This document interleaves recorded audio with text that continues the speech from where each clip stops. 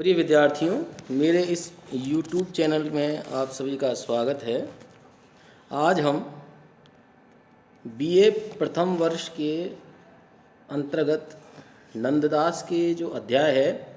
उस अध्याय में पद संख्या 2 और 3 का व्याख्यात्मक अनुशीलन करेंगे। मैंने अपने पूर्व के वीडियो में इस अध्याय से संबंधित जो विशेष जानकारी है वो साझा की हुई है।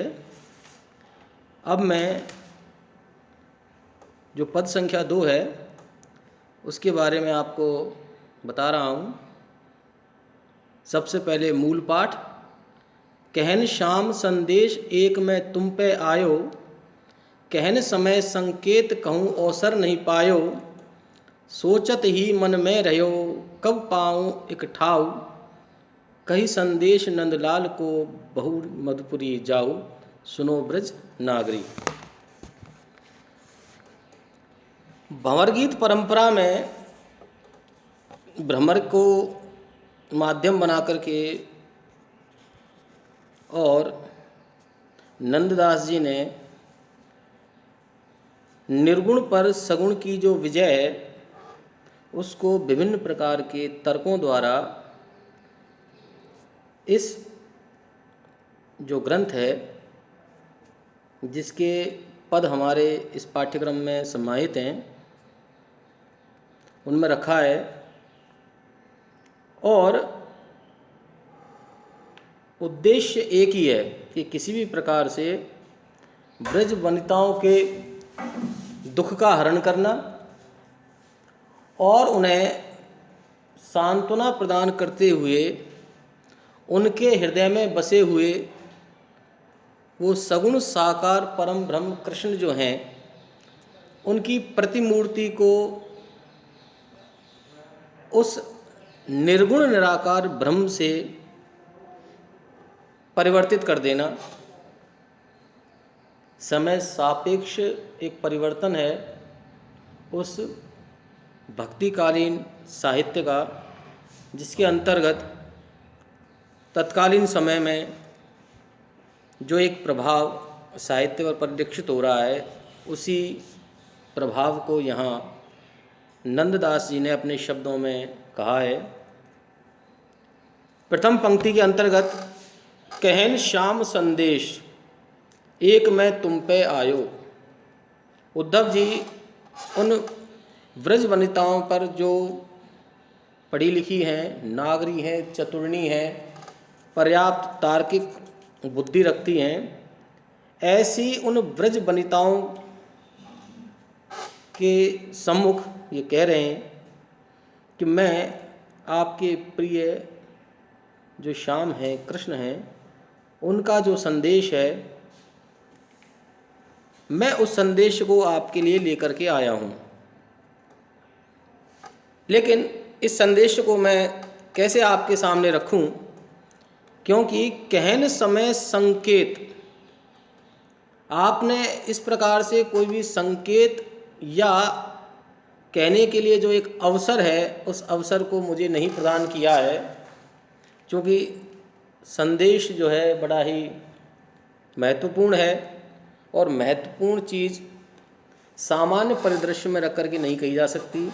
उसके लिए वातावरण का उपयुक्त होना बहुत ही आवश्यक है। इसलिए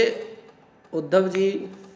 उस महत्वपूर्ण संदेश को देने के लिए पहले पूरी भूमिका बना रहे हैं, ताकि कहीं ऐसा ना हो कि वह संदेश बेकार चला जाए और जिस उद्देश्य को लेकर के वो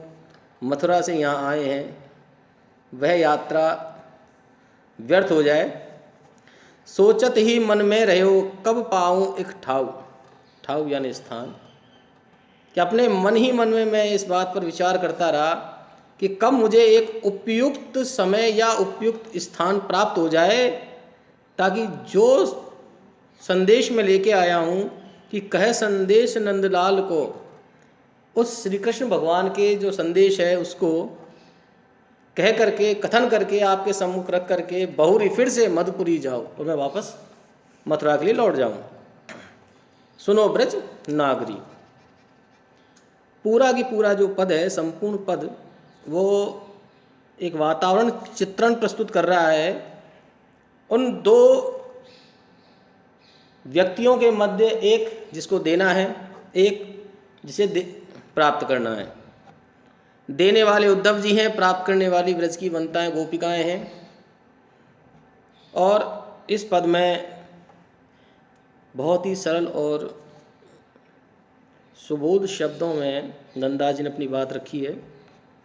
अगला जो पद है वह पद, उसका मूल पाठ पहले देख लेते हैं कि सुनत शाम को नाम वाम गृह की सुधि भूली, भरी आनंद रस हृदय प्रेम बेली द्रुम फूली, पुलक रोम सब अंग भये भर आए जल नैन, कंठ घुटे गद गद गिरा बोल्यो जात न बैन विवस्था प्रेम की। बड़ा ही शाश्वत सत्य है, प्रेम हृदय का विषय है, और जब विषय हृदय से संबंधित हो तो निश्चय ही व्यक्ति का भावुक हो जाना स्वाभाविक है। क्योंकि गोपिकाएं कृष्ण से अनन्य प्रेम करती हैं, और उस अनन्य प्रेम की अवस्था में जैसे ही उन्होंने भगवान कृष्ण के नाम का स्मरण किया, या जैसे ही उद्धव जी ने कृष्ण के नाम के अंतर्गत उनके संदेश की बात गोपिकाओं के सामने रखी, वो पूरी तरह से उस संयोग वाले जो प्रेम अवस्था है उसमें निमग्न हो गई, और उन्हें वही रोमांच अनुभव हुआ जो कभी कृष्ण के साथ होने पर होता था कि सुनत शाम को नाम, श्याम यानी भगवान कृष्ण के नाम का उच्चारण उद्धव जी के श्री मुख से सुनकर ही वाम, चूँकि स्त्री वाम अंग में निवास करती है इसलिए उसको वामा कहते हैं, तो वाम, वो वाम जो है वो वनिताएं हैं, गृह की सुधि भूली, वो घर बार की सब स्मृति को भूल गई कि उन्हें घर भी लौटना है, और भर आनंद रस हृदय, और उनका हृदय जो है वो कृष्ण के प्रेम के रस के आनंद से पूरी तरह से भर गया,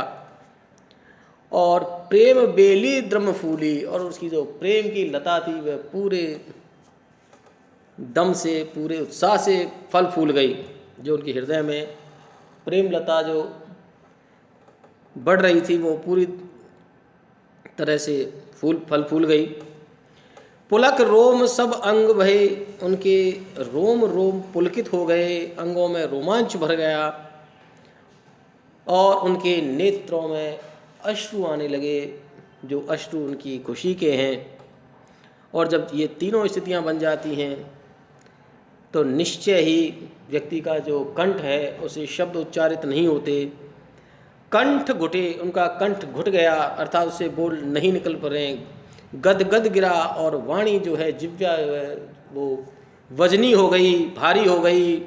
बोलो जात न बैन, और उस कंठ और गिरा से किसी भी तरह से किसी भी वचन का उच्चारण नहीं हो सका। ये प्रेम की एक विवशता है कि जब व्यक्ति प्रेम में आकंठ निमग्न हो जाता है तो उसकी जो दशा होती है उस दशा को ही यहाँ बड़े सुंदर शब्दों में नंददास जी ने अपने जो पाठक हैं उनके सामने रखा है कि किस तरह की अवस्था उनकी है। धन्यवाद।